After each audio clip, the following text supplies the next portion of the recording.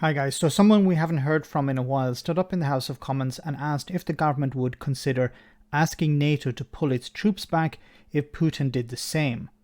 At the time of making this video, the Russian president had just recognized two breakaway Ukrainian states as independent republics and had sent quote-unquote peacekeeping troops into them.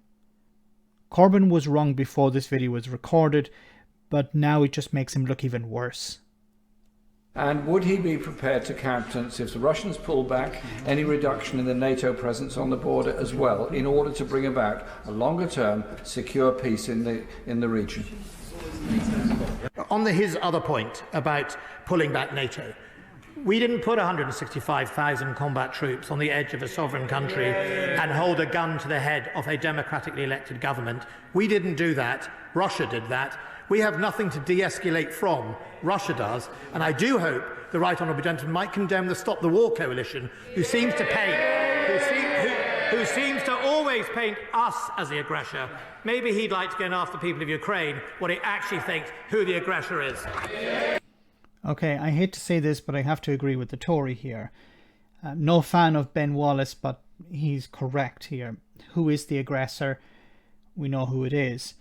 Now, I'm trying to be as generous as possible to Jeremy Corbyn. Now, let's imagine for a moment, at the moment of speaking, was he correct? Before we got the news on Monday night that Putin had both recognized these breakaway states and sent in quote-unquote peacekeeping troops, was Jeremy Corbyn right before? Well, we've seen this before from Putin. We've seen it in this whole saga.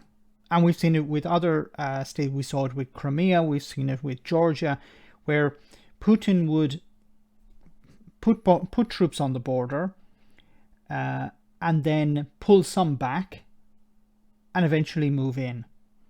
And the idea that, well, if Putin pulled troops back, then NATO should do the same. Well, that's a choice for NATO.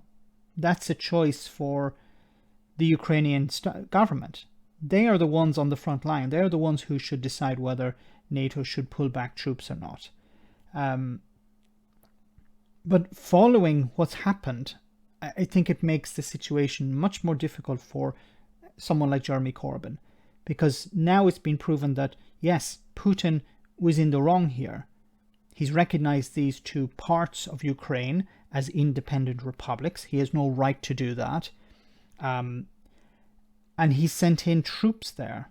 Obviously, this is to, in his eyes, provide peacekeeping services or support for the separatists in those areas. And this, of course, is going to be a jumping off point for an invasion of Ukraine, or at least some sort of incursion, a temporary incursion to cause damage. I don't think he wants to invade Ukraine and hold on to it, but I think he definitely wants to create damage there, to create trouble. That's what his modus operandi has always been, it seems. So I'm trying to be as generous to Jeremy Corbyn as possible. As an individual, I think he's a good person, but he's demonstrating a complete lack of leadership. Of course, he's no longer the leader of the Labour Party. But if he was, and he was saying this on the front bench, I'd be deeply concerned. Let me know in the comment section, guys, what you think. As always, your comments are greatly appreciated. Thanks a lot.